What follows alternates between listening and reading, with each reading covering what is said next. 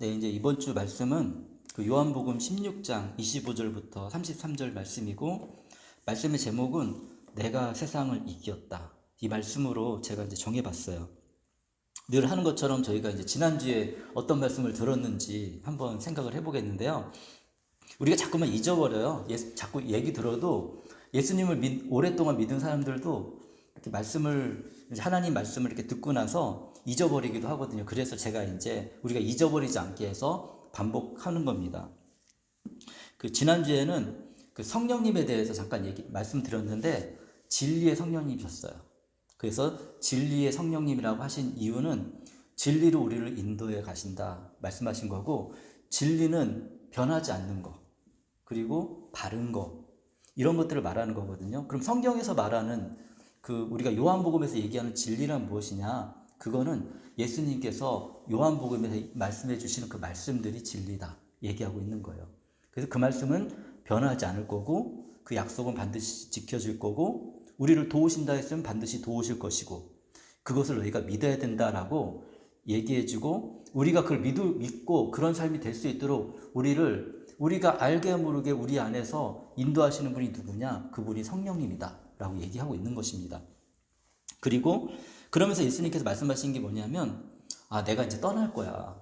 떠난다는 거는 그 예수님께서 십자가에 죽으실 거야 라고 얘기했거든요. 그날에 너희는 슬퍼할 거야 라고 얘기했어요. 그러니까 예수님은 계속해서 자신이 어떻게 될 것인가를 알려주세요. 근데 너희가 잠깐 슬퍼할 거지만 다시 기뻐할 거야. 왜 기뻐하겠어요? 이제 성경을 우리가 아는 우리들은 알고 있죠. 제자들은 몰랐지만 왜 기뻐하냐면 죽어서 다 끝난 줄 알았거든요. 근데 다시 살아나신 거예요, 예수님이. 그러니까 죽은 사람이 살아났으니까 너무나 기쁘잖아요. 그것도 내가 사랑하는 사람이고 좋아하는 사람이었으니까 너무 기뻐할 것이다 말씀해 주시는 거예요. 그러면서 예수님은 중보자시다. 우리를 위해서 하나님께 이렇게 우리가 한 기도의 내용들을 올려드리시는 분이다. 이것도 우리가 몇 번을 반복해서 예수님이 말씀하셨기 때문에 계속해서 우리가 말씀을 통해서 이제 들었습니다. 그래서 예수님이 우리를 위해서 또 하나님께 말씀드리기 때문에 그 기도들이 하나님께서 우리에게 응답해 주실 것이다. 이런 말씀들을 예수님께서 계속 하셨어요. 그러면서 이제 오늘 또 이제 새롭게 계속 말씀하시는데 뭐라고 말씀하시냐면 25절입니다. 지금까지는 이런 것들을 내가 너희에게 비유로 말하였으나, 비유로 말했다는 것은 이제 예수님께서 어떤 사실을 얘기할 때 직접적으로 얘기하지 않고 비교해가지고 다른 어떤 이야기를 가지고 와서 이야기해 주시면서 말씀해 주셨어요. 그런데 다시는 내가 이 비유로 말하지 아니하고 아버지에게 대하여 분명하게 말해줄 때가 올 것이다 라고 얘기하고 있습니다. 그 제자들은 예수님과 몇 년 동안 같이 있었냐면 3년 동안이나 같이 있었어요. 누군가와 3년 동안 같이 있게 되면 그 사람을 알게 되잖아요. 그래서 우리가 이제 뭐 전공 공부를 하면 이제 3년 이상 공부 이제 해가고 있는데, 공부하다 보면 전공에 대해서 이렇게 어떤 내용인지 우리가 알게 돼요. 그리고 사실 전공에 대해서만 알게 되는 게 아니라 가르치는 선생님도, 이렇게 교수님도 이분의 성향은 이런 성향이야 이렇게 알게 되죠. 그게 아는 거거든요. 그런데 내가 사랑하는 예수님과 함께 있었으니, 예수님 곁에서 같이 먹고 예수님 말씀을 들었으니까 제자들은 비유로 말씀하시면 전부 다 알지는 못했어요. 근데 조금은 알 수 있었어. 예수님이 말씀하시는 게 무슨 말씀인지 잘 모르겠어. 그런데 또 나중에 또 예수님께 물어볼 수도 있고 이렇게 하셨어요. 그래서 그러면 예수님께서 왜 그냥 직접 말씀하시지 왜 비유로 말씀하셨을까? 생각을 해봤거든요. 그랬더니 성경에서 또 이제 예수님에 관한 이야기를 쓰는 성경이 4권이 있거든요. 우리 이제 요한복음을 보고 있는데 마태라는 사람이 쓴 예수님의 이야기가 있어요. 거기에서는 이렇게 얘기하고 있어요. 마태복음 13장 10절에 11절, 13장 10절 11절인데 제자들이 다가와서 예수님께 말했습니다. 어찌하여 그들에게는 비유로 말씀하십니까? 사람들에게는 왜 비유로 말씀하세요? 그러니까 예수님께서 그들에게 대답하셨어요. 너희에게는 하나님 나라의 비밀을 아는 것을 허락해 주셨지만 다른 사람들에게는 그렇게 해주지 않으셨다라고 얘기하고 있는 거예요. 예수님을 알고 예수님 안에서 행복한 삶을 살아가는 게 모든 사람에게 주어지면 얼마나 좋겠어요. 근데 우리가 살아가면서 이렇게 느끼지만 모든 사람이 예수님 안에서 행복감을 누리면서 살고 있지는 않습니다. 그리고 예수님이 주시는 그 행복을 다 차지하지도 못해요. 역사 속에 수많은 사람이 있었지만 사실 많은 사람들이 예수님을 모르고서 이 세상을 떠나버렸어요. 그리고 사실 마음속에 어느 정도 행복감을 누린 사람도 있겠지만 많은 사람들은 사실은 이 세상을 살아가면서 고통 속에 살고 있거든요. 그런 것들이 우리가 영화나 뭐 역사나 이런 걸 공부해 보면 사실 대부분의 사람들이 어떠한 사람들의 영광과 그 사람들의 만족을 위해서 희생당하고, 전쟁 같은 것도 지금도 전쟁이 일어나고 있잖아요. 그죠? 전쟁이 일어나고 있는데 지난주도 잠깐 말씀드렸는데 정작 고생하는 사람이 누구예요? 위에서 지휘하는 사람들은 고생을 좀 덜 해요. 그런데 이런 지휘하는 사람이 전쟁터에 나가서 정말 자신을 낮추고 그리고 사람을 돌보면 우리가 존경하죠. 근데 대부분 나쁜 왕이나 역사 속에 나쁜 사람들은 어땠어요? 그냥 군인들 보내잖아요. 그냥 그 사람들은 뭐예요? 그냥 희생양이 되는 거 아니에요? 인생을 아주 어떤 사람은 20살밖에 못 살고 아주 짧게 살고 왕을 위해서 열심히 살다가 죽임을 당하는 거예요. 그래서 전쟁이 아주 뭐 행복하고 편안하겠어요? 죽음에 대한 두려움과 여러 가지 먹지 못하고 고통스럽고. 그러니까 그 어떤 사람의 그런 행복을 위해서 많은 사람이 희생을 하는 이렇게 그런 것들을 우리가 많이 볼 수가 있죠. 이러한 가운데 이제 예수님을 알게 되면 그나마 우리가 또 소망을 또 가질 수가 있는데, 이렇게 참 세상은 이렇게 모든 사람이 공평하게 그렇게 됐으면 좋겠지만 그렇지 않은 것 같아요. 세상의 구조가 그런데, 그렇지만 예수님이 원하시는 것은 어느 날 우리 모두가 예수님을 알게 되기를 원하세요. 예수님은 여기에서는 또 이렇게 말씀하셨지만 궁극적으로 그때 당시 이런 거고, 나중에는 오늘 말씀을 쭉 보면 알겠지만 예수님께서 이제는 더 이상 비유로 말씀하시지 않거든요. 비유로 말씀하시지 않겠다는 이유는 뭐겠어요? 이제는 모든 사람이 내 말을 듣고 그리고 구원받기를 원한다. 그리고 너희들이 거기에서 중요한 역할을 해야 돼라고 예수님께서 제자들에게 말씀하고 계시는 거예요. 그래서 이제는 비유에 대해서 말하지 않고 아버지에서 분명하게 말해줄 때가 올 것이다. 이제 그날이 이제 왔습니다. 그러면서 26절에 그날에는 너희가 내 이름으로 아버지께 구할 것이다. 내가 너희를 위하여 아버지께 구하겠다는 말이 아니다. 이게 또 말이 좀 이상해요. 보면은 분명히 아버지는 우리의 중보자라고 했잖아요. 그러니까 그날에 너희가 내 이름으로 아버지께 구할 것이다. 여기 아버지 하나님이거든요. 그러니까 예수님의 이름으로 기도합니다. 기독교인들이 그렇게 기도하는 거는 예수님의 이름으로 우리가 하나님께 기도하는 거예요. 우리 마음의 소망을 그렇게 할 것이다. 지금 하고 있잖아요. 그죠? 그러면서 내가 너희를 위하여 아버지께 구하겠다는 말이 아니다. 이상하잖아요. 원래는 아버지께 구한다는 거 기도한다는 거고 아버지께 말씀드린다는 거예요. 그리고 우리를 위해서 말씀을 드릴 거다. 그리고 그런 성경 본문들이 있어요. 그래서 신약에 여러 가지 본문이 있는데 그중에 제가 하나 찾았는데 로마서 8장 34절에 보면 이렇게 얘기하는 거예요. 누가 감히 그들을 정죄하겠습니까? 그러니까 누가 감히 그들은 이제 예수님을 믿는 사람들 심판하겠습니까? 그리스도 예수는 죽으셨죠. 오히려 살아나셔서 부활하셔서 하나님의 오른쪽에 계시며 하나님과 함께 계세요. 지금은. 근데 하나님의 오른쪽에 계시대요. 우리를 위하여 대신 간구하여 주십니다. 이거 우리를 위해서 간구한다는 거, 기도한다는 거 말하는 거거든요. 우리를 위해서 기도하고 계시고 우리를 위해서 말씀드려 주신다는 거예요. 그러면 우리가 금방 본 이 말씀은 이게 무슨 의미로 하시는 거지? 이게 많은 사람들이 이제 성경을 읽다 보면 이런 부분들이 나오거든요. 고민을 하는 거예요. 이게 무슨 말이지? 내가 너희를 위하여 아버지께 구하겠다는 말이 아니다. 이게 예수님께서 하시고자 하는 말씀이 있습니다. 그게 뭐냐면 이렇게 우리가 이제 하나님의 사랑이 얼마나 큰지를 알려주는 거예요. 무슨 말씀이냐면 예수님께서 당연히 우리를 위해서 중보자가 되셔서 하나님께 말씀을 드리는 거죠. 그런데 하나님 아버지의 사랑은 그것도 유익하지만 하나님 아버지의 사랑은 정말 크기 때문에 우리가 예수님의 이름으로 하나님 아버지께 기도할 때 하나님께서 이미 그 기도를 들으신다는 거예요. 들으시고 그리고 그것에 대해서 우리에게 응답해 주고자 하는 마음이 있으시다. 그렇기 때문에 사실은 이런 부분들을 이해하기는 좀 어렵긴 하지만 이 하나님이 어떤 분이신지에 대해서 우리가 더 깊이 있게 알 수 있고 그리고 또 생각해 볼 수 있는 본문이기도 합니다. 그래서 그렇게 안 하겠다는 것이 아니에요. 그렇게도 당연히 하겠지만 너희가 하나님께 기도할 때 아버지께서는 더 크시기 때문에 그 사랑으로 우리에게 응답해 주시고 인도하실 것이다. 이렇게 말하는 것에 대해서 이렇게 이제 이 부분에 대해서 이렇게 해석하고 생각해 볼 수가 있습니다.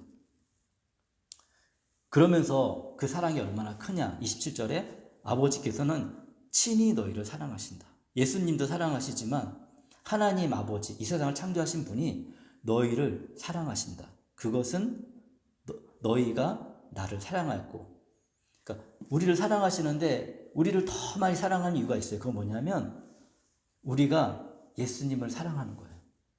그리고 또 내가 하나님께로부터 온 것을 믿었기 때문이다. 너희가 믿었기 때문에. 그러니까 예수님을 사랑하고 믿으면 우리는 사랑받는 존재가 된다는 거죠. 이게 너무 중요한 부분 중에 하나입니다.